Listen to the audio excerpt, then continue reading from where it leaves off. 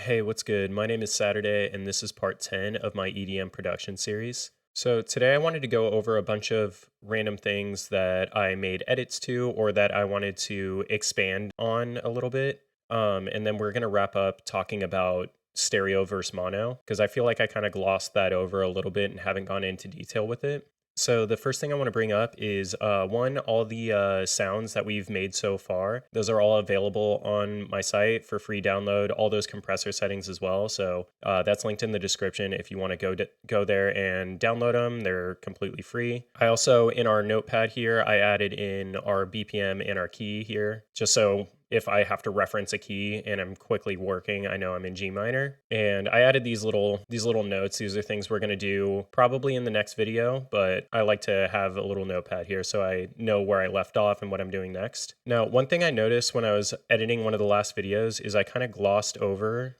this guitar pluck. It's playing in this key.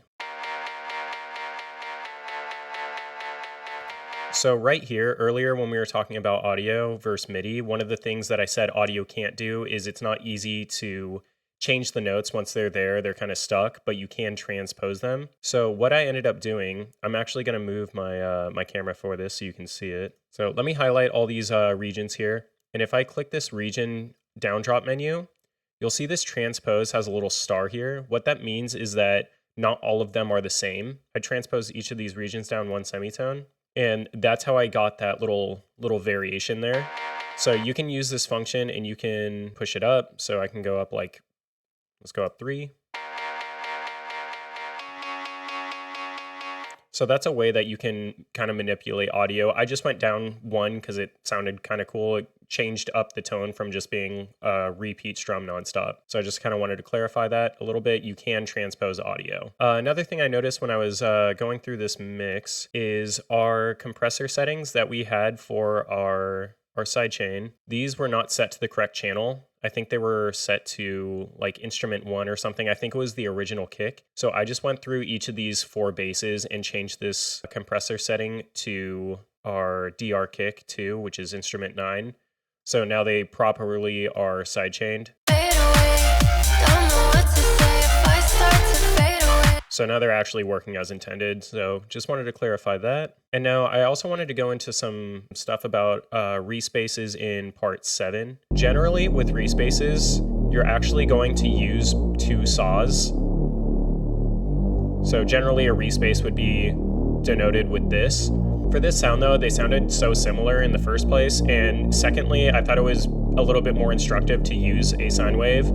It's not going to give that big of a difference, especially with a bunch of distortion and stuff. So that's why I used a sine wave. You can absolutely use a saw wave for it. And generally that's how respaces are made. Another thing is we made this noise filter.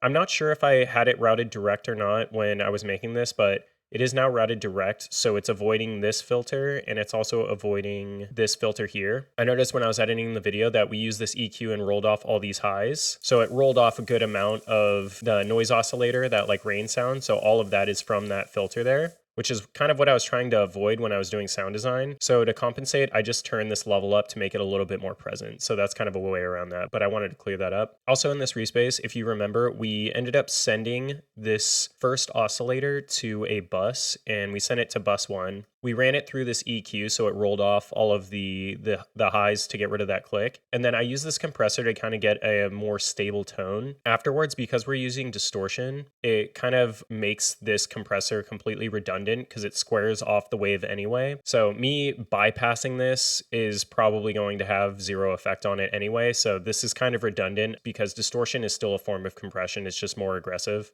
Also in this respace, under our main channel, when I was editing, I noticed that my splitter was set up incorrectly. I had my reverb and delay were out here like this.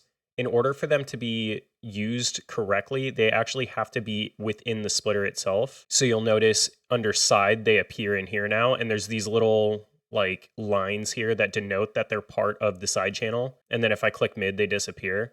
So now it's actually engaging. I'm not sure that this is super necessary to even use on this signal. I tested it with and without, and it sounded almost the same, but Regardless, it's still a really cool tool. I'm sure that there's instances where it's incredibly useful, and the fact that it's included for free is pretty tight. Another thing I wanted to talk about is that downsweep in one of the videos we made. I added on this bowed frequency shifter, and I thought it was due to compression when I was on playback, but if I solo this and play it with the mix at 100, I can't really hear it that much, and I think it's because it's at 100%. It's like frequency shifting at such a fast rate, you can't really hear it. And then once I started turning it down, I noticed it. And I think it's because it slows the frequencies down more so you can hear it more apparent. So this is a new effect that wasn't in Serum 1, so I'm still kind of getting used to some of these newer effects, but I just wanted to clarify that the reason why is if you have your mix at 100%, it's probably going to be hard to hear this. Now, something else I feel like I kind of glossed over a little bit, I'm going to add a bus compressor onto our drum mix here. And this is a preset, also free download on my site, but the way that bus compressors work is they're designed to add kind of a glue and a cohesion. They're not necessarily about controlling transients, which is why generally they have a bit slower of an attack time and a fast release time. They're supposed to operate a bit slower. I usually use like a 2 or a 3 to 1 ratio on them. And the reason I'm only going for 2 decibels of compression is I'm going to set this to 0 real quick, and I'm going to do slight, and then I'm going to go very aggressive. What you'll notice is you'll notice a very intense pump. Usually you don't want that with bus compression. Sometimes you can use it for that, but this is just to kind of add a similar space, almost kind of like how we do with reverb, but you're just adding this to give a cohesion and a groove to the drums and not about really controlling transients.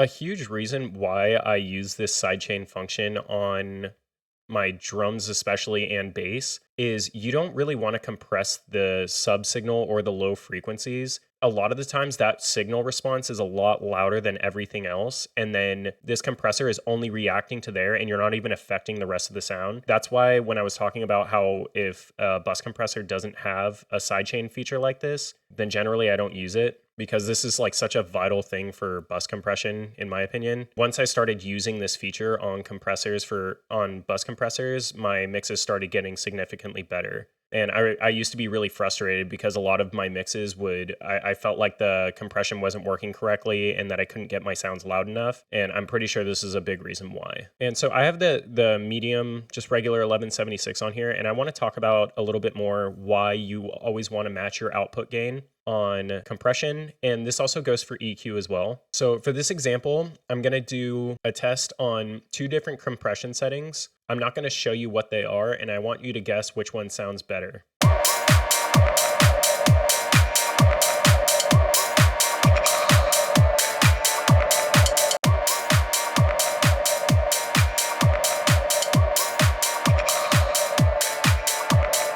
So if you guess that the first one sound better, you're correct. But the reason why is because this gain is pulled up higher than our input gain. It's much louder than the first one. So your brain automatically kind of latches onto that and is like, oh, that sounds better. They've done tons of studies on this, and that's kind of like the whole loudness wars thing that happened in like the 2010s. That's why music is so loud today, is they would do A and B tests on the same song, and one song was like 1 dB louder, and everyone was like, oh yeah, the second version's way better. So louder always sounds better to us. And that's why it's really important to match your output gain, because you don't want to be making decisions with your ears kind of tricking you. You don't want to be like, oh, well, this one's louder and it's better. You want to accurately be able to listen to a before and after compression with the same volume that you had before and after. It helps you make better decisions with compression and mixing as a whole. And the same goes for EQ. So if I load on this EQ, I'm just going to load on this default preset on Pro Q4, it's drum bus punch. And I'm going to exaggerate these a little bit.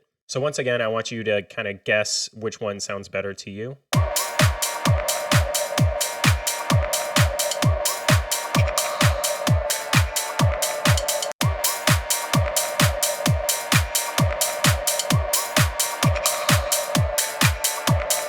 So in this example, the second one was the one with the EQ added to it. A lot of times in mixing tutorials and stuff, they'll talk about why you should cut before you boost. A big part of that is because when you're adding signal, again, you're kind of tricking your ears a little bit to be like, oh, this sounds better because it's louder. So when we compare, if we look in this down left area for our output gain, before EQ,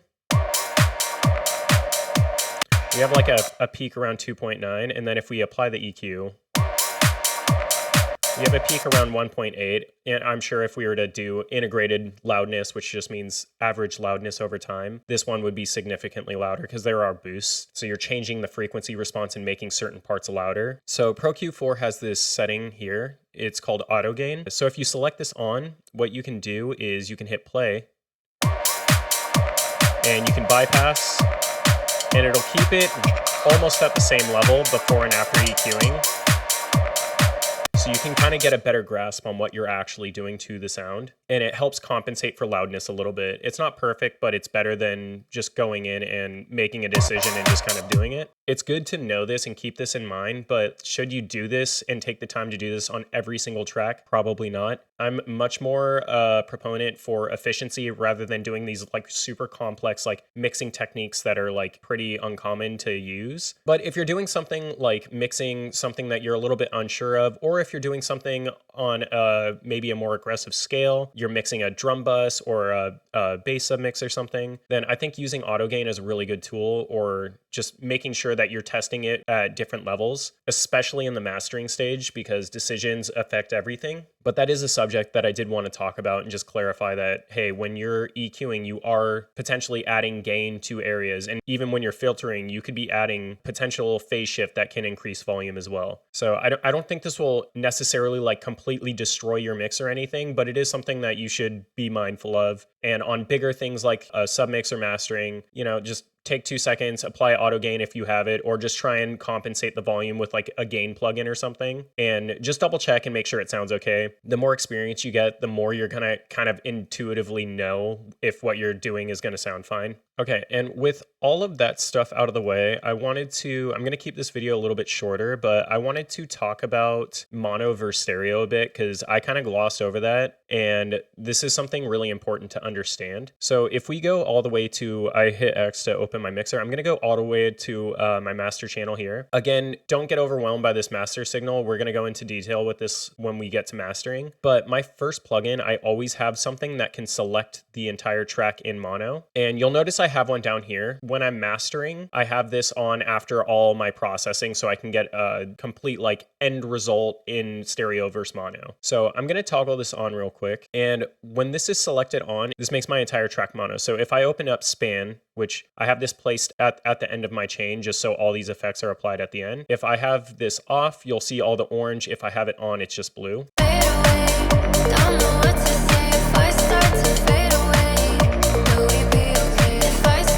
This used to confuse the hell out of me when I first started doing music. I didn't understand the difference between mono and stereo, and I was like way overthinking it. To sum it up really quickly, mono is having the same signal through all speakers, whereas stereo is different signals through both speakers, essentially. That's like a very dumbed down version of it. So I have an example here that I'm going to cover in just a minute. But before I do, I kind of want to talk about a couple of things on mono and stereo. Specifically the claim that you should always keep your bass in mono, which I am going to push back on a little bit, but also why you should check your mixes in mono. Some people go as far as to say that you should exclusively mix in mono, which I disagree with, but there's really 5 reasons why making sure your mix sounds good in mono is important. So the first reason is that you want your sound to be consistent across the venue that you're playing at. So most venues are going to be on a mono system. They're not in stereo. And the reason for this is if you go into a club, you'll notice that wherever you're at in the club, you can hear the music because they have speakers all over the venue. It's not just coming from the stage. They're located throughout the venue. If that system was set up in stereo, you would be hearing inconsistent sounds from all over the place and it would sound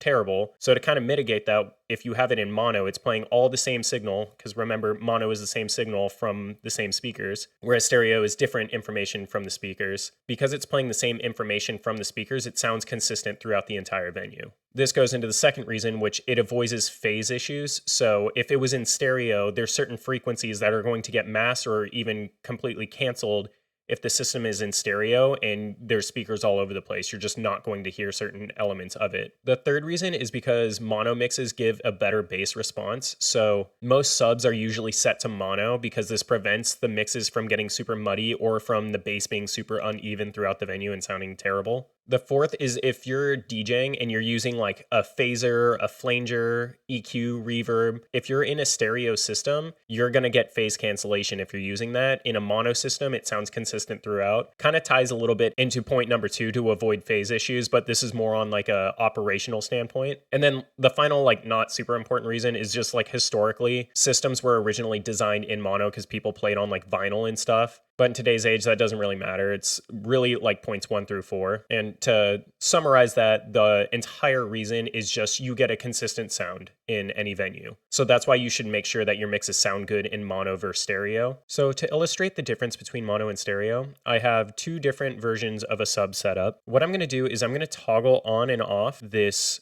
gain plugin to make the entire mix mono. This is on my master channel. So I'm first going to play it in stereo, and then I'm going to play it in mono. This is our mix sub in stereo. So this is our Reese in stereo, and you'll notice it has all this mid information, and there's actually no stereo information there. And if we turn on mono, there's actually no difference between this signal at all, and you'll hear a clean, consistent sub that's not fluttering, and it's just very present. Now, if we move to this bass, and let me activate span on this channel as well, you're going to notice a lot of side information here. So it sounds kind of cool. It's like pretty wide and everything. But as soon as I turn on mono, you can hear it like struggling to stay on because it's kind of bouncing all over the place. That's because all of this side information is causing a bunch of cancellation. So when everything is summed to one channel, some frequencies are canceling each other out. So it's causing a super inconsistent tone. You do not want that when you're playing a live set. You'll get to your drop, it'll hit and there's no bass and it's just very, very empty. I first found that out when I was playing at an event, and I had a song that I was testing out my remix for. And when the drop hit, there was like no bass, and it was because I had way too much stereo image on that bass. Now, I got this bass back to normal now, but I do want to push back a little bit on always keep your bass in mono. So the part I want to push back on is bass. Should bass always be mono? Not really. It depends on what you're doing. Should sub always be mono? Yes. I would say anything like 80 and below, you really want to keep mono to avoid having that cancellation occur. But once you start going up a little bit more, I view it almost as like a linear line, where the higher in frequency you go, the more phase cancellation is kind of okay. But anything in this area, you really, really want to avoid any of that happening. Like this Reese has a good amount of stereo information that does get lost when I toggle it to mono, but we're not always listening in mono. You're not always playing in a nightclub. You're not always listening to music at a venue or on mono systems. And you should still like keep in mind that, yeah, if your mix sounds great in mono, tight, but maybe now it sucks in stereo. So when people say like, oh, only mix in mono, I think that's kind of stupid also. You should do a combination of both. For me personally, I usually mix primarily in stereo, but if something has a lot of stereo information, I'm gonna load in a plugin and just check it in mono as I'm working on it just to make sure it sounds okay. And when we were doing sound design on this bass, when I was routing this LFO, you'll notice when it's opening this filter more, it's letting out more high frequencies. I use this LFO to extend the mix on more stereo imaging things that'll open up more as that filter opens up. And then when that filter closes, so it's more low frequencies, it pulls those stereo imaging things back. So that's a kind of cool way that you can add stereo to a bass, but also pull it back when it's gonna get dangerous for you. That's not to say that you can't put a sub in stereo. Now, obviously that's a whole different topic. If you're trying to intentionally cause phase cancellation to do some type of weird effect with a sub, you can do that. But for like 99% of purposes, you should always keep your sub in mono, but bass can have stereo imaging in it for sure. In fact, that's what makes a Reese bass is stereo imaging. So to wrap up, what I would recommend you do is I would apply a gain plugin if you're on Logic. If you're on any other software, just use whatever mono toggle switch plugin you have. You should have one stock. If not, I'm sure there's free plugins that you can download that can toggle mono. But I would recommend keeping one of these on your master channel, keeping some type of analyzer down here. I highly recommend span, or you can use just any type of correlation meter. And maybe keeping these on some of your submixes as well if you know that there's a lot of stereo imaging on them, so that you can test in segments rather than as a mix as a whole, where it might be a little bit harder to hear mono versus stereo. But that's really the main reason why it's important to double check, just so that you're not getting crazy cancellation and it sounds pretty similar in mono versus stereo. One last thing I wanted to quickly talk about, one of these tracks was in mono and it wasn't in stereo, and I switched it to stereo real quick, and I kind of glossed over that. If we go to, let's go to this vocal here. This vocal is in stereo, and there's a couple of ways I know that. One, I can zoom in and I have two different sets of waveforms, but you can see the waveforms themselves are actually different. Like here it has this like sloping up line, and here it's completely flat. That tells me it's stereo. If it was mono, they would be the same signal. But the other section is up here on the left-hand side. You can see that there's this input 1, input 2. If I toggle that, it's now mono. I'm going to change, I'm just going to remove this plugin. But you'll see that this fader line is now a single channel. And if I solo this and play it. Fade away, don't know what to say if I start to fade away. Will we be okay? So you can toggle things mono and stereo right here. Now, in general, you should keep mono sources mono and stereo sources stereo. This gets a little bit confusing because when I first started, I was getting confused on like, oh, well, I'm not sure technically it's a mono source, but it's like rendered out as a sample in stereo. If it's a sample, usually they're going to render out in stereo. It's not really a huge deal. It's not going to like impact your sound a lot. But later on, when we get to like recording audio for like a vocalist, you're going to want these signals to be kept in mono. After the fact, once you start adding processing, when it renders out, it'll become stereo. That's totally fine and that's normal. When you're recording something that is mono, you should always keep it in mono. Otherwise, what will happen is you'll only have this left channel giving you gain, and the right channel will be completely empty. It'll literally look like this. That's what it'll look like if you're recording a mono source in stereo. And that's because left goes first and right goes second, essentially. It's kind of weird, but yeah, like if you make a mono source stereo, it's not going to ruin your mix or anything. It's just going to potentially add a bit more information. And most of these samples are going to be stereo anyway. So don't overthink it. It's really not a big deal. Just make sure if you're doing anything that's adding stereo image, that it's going to not completely get erased if it's being played in mono, if you plan on, wanting your songs to be played in a club or be on a professional scale. But yeah, a quick test on your master channel should alleviate that. Really not too complicated. All that stuff with side EQ that we're doing too, just removing side information in the low end. Everything I've been doing so far has been making sure that it's mono compatible.